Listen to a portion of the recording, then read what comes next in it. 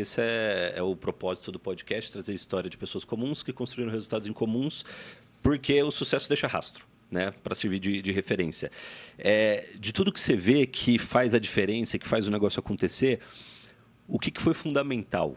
Né? Algumas coisas que você entende que foram determinantes para fazer os negócios darem certo. Tá. Então, para mim, a primeira coisa fundamental é margem. Legal. Margem. Cara, eu fico vendo, sei lá, tipo, eu já participei de algumas mentorias até que a gente pega, por exemplo, pessoas que têm supermercado. Vocês já viram como é apertada a margem de um 3%. Supermercado?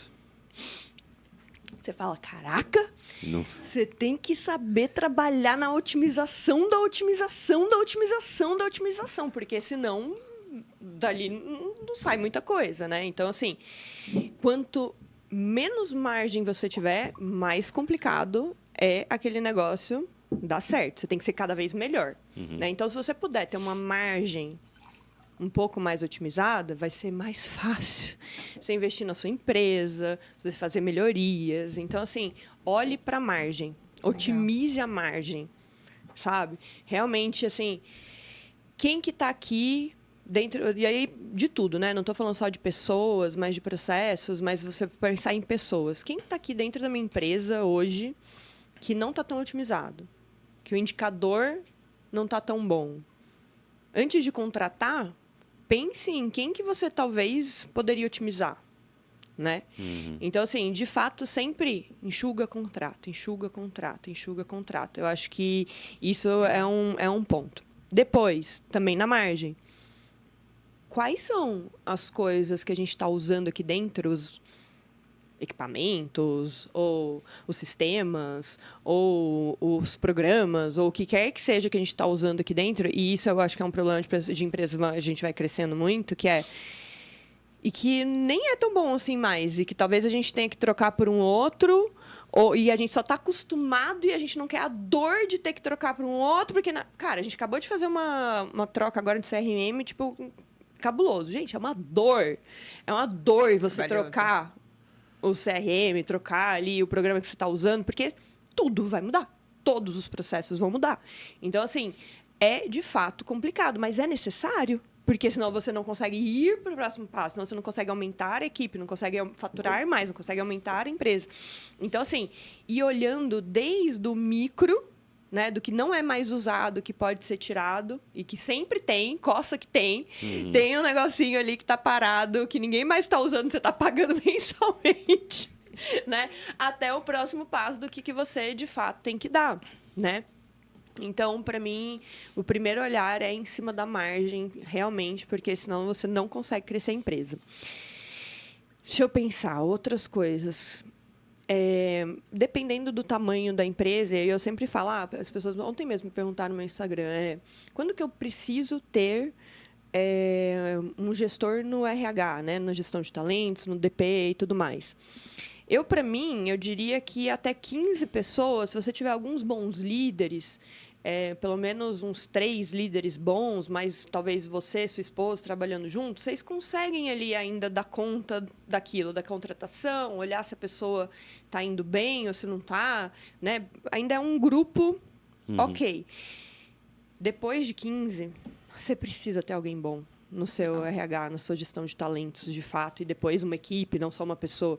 Mas, assim, porque senão você não vai conseguir olhar para essa que é a parte mais importante da sua empresa. É quem entra. Legal. Por que entra? Por que eu estou aceitando? Inclusive, esqueci de falar uma parte para vocês, né? Da nossa cultura, a gente fez um board de cultura.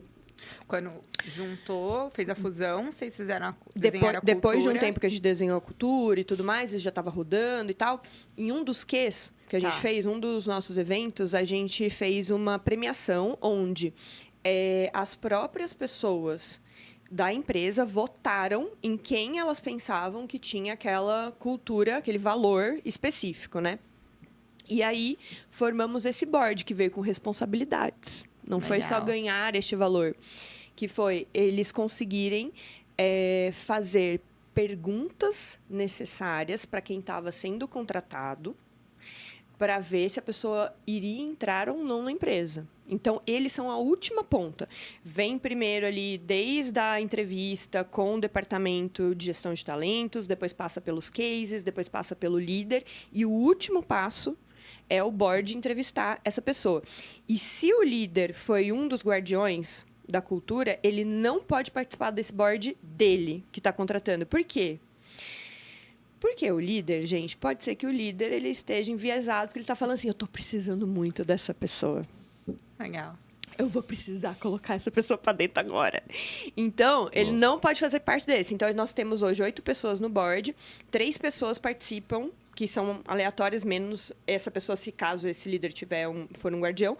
3 pessoas participam para que seja feita uma entrevista final, né, com essa pessoa, onde ela vai entrar ou não vai entrar. E por que entrou, por que não entrou? Quais valores ela tem que foram enxergados por esse board, quais ela não tem que precisam ser trabalhados. Então, assim, eles fazem todo um relatório final, dando o parecer final de pode entrar ou não pode entrar. Nunca tinha escutado ninguém falar, assim, aqui sobre ter esses guardiões de cultura mesmo dentro da empresa. Muito legal. E aí fica um ano como guardião. Agora, no próximo evento do Q1, vai ter uma nova votação. Tá. Pode ser que a mesma pessoa ganhe? Pode ser que a mesma pessoa ganhe, não tem problema nenhum, mas pode ser que mude completamente. Atualize. Você sabe que até dividindo, assim, quando eu comecei a empreender, eu ia nas palestras, né, de empreendedorismo, vários temas, e eu sempre pulava cultura. Você acredita? Eu ia nas palestras, marketing, vendas, liderança e cultura eu pulava. Até eu, de fato, assim, entender mesmo que, assim, sem cultura, você nunca vai conseguir aquilo. Por isso que eu te perguntei, como que vocês passam o sonho que vocês têm para outras pessoas, né? Sem exercer a cultura, você nunca vai conseguir que a sua meta, de fato, seja concretizada, né? Mas você sabe precisa que de um tempo, né, para chegar nesse... Precisa. Enquanto você tá falando, assim, eu tô pensando, caramba, Porque no né? começo você quer vender. Quanto chão ainda vender, tem? Quanto chão ainda tem para eu começar a estruturar algo desse tipo? Mas a cultura começa você querendo ou não querendo, né? Você sabe que você tem uma cultura, a você teoria... querendo que ela seja que você gostaria ou outra que tá lá, né? Você tá pulando Concordo. as palestras também, Concordo. né? Não, e você falou que fazia É isso. real. Você não foi mais. Agora eu assisto. Carolina. Carolina.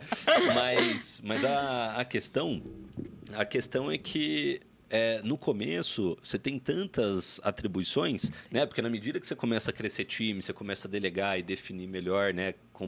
Separar em departamentos.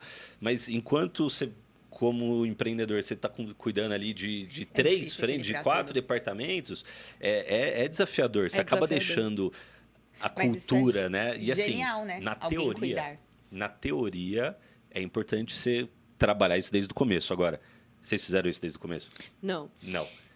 O maior. Em que momento, né? Então, por que eu olhei tanto para isso? Porque a gente teve uma dificuldade muito grande numa outra empresa que a gente teve, que era a WTF, que era a empresa do YouTube.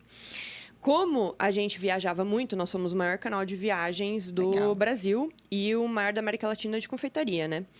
E a gente viajava, chegou num ponto que eu acho que o último ano antes da pandemia, antes da gente fechar o canal, a gente fez 16 viagens em um ano. Eu praticamente não parava em casa, muito menos na empresa. Então, e só depois que eu percebi isso, a cultura não era nossa. Cultura não era mais eu e o Paulo. A cultura era, de fato, uma cultura que tinha se formado ali. Nem tinha líder, mas, assim, pelas pessoas que estavam ali, entendeu? Eram 20 pessoas ali na época. Tinha, assim, alguns líderes básicos, vamos pensar assim, num supervisor, não era nenhum coordenador, nem nada disso. Mas aquela cultura era formada por aquelas pessoas que estavam ali. Até que chegou um momento que, quando a gente fechou a empresa, porque também veio a pandemia e tudo mais, a gente não tinha mais como viajar, a gente vivia de patrocínio, né? A gente olhou, eu olhei para o Paulo e falei, se você fosse ter uma outra empresa, essa seria a cultura que você queria? E aí, nessa hora, a gente falou, cara, não, essa não seria a cultura que eu queria. Porque eu falei, até virei para ela e falei, a loja da Havaianas, na época, a gente tinha uma cultura melhor, muito mais parecida com os nossos valores do que a cultura que a gente tinha depois nessa segunda empresa, que estava já à frente daquela que a gente tinha feito. E aí vai uma coisa que vale as pessoas entenderem. Antes de mais nada, a cultura vem dos seus próprios valores. como empreendedor. E normalmente nós somos muito raçudos, muito sangue nos olhos. Como que a gente faz para outras pessoas, de fato, terem esse mesmo gás que a gente também tem?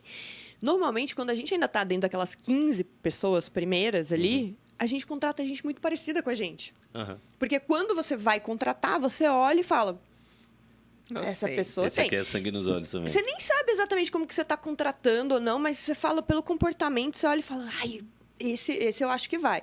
Às vezes a gente se engana, às vezes a gente se engana. Tipo, não é, tem gente que é muito bom vendedor de si mesmo. Total. E aí a pessoa se vende muito melhor naquela entrevista, e você ainda não tem todas as habilidades para fazer aquela entrevista, e você se engana, pode ser. Mas geralmente acaba dando certo, e você começa a formar aquela equipe que tem muito a ver com seus valores. Beleza. Mas o problema é, e depois? E quando não é mais você que contrata?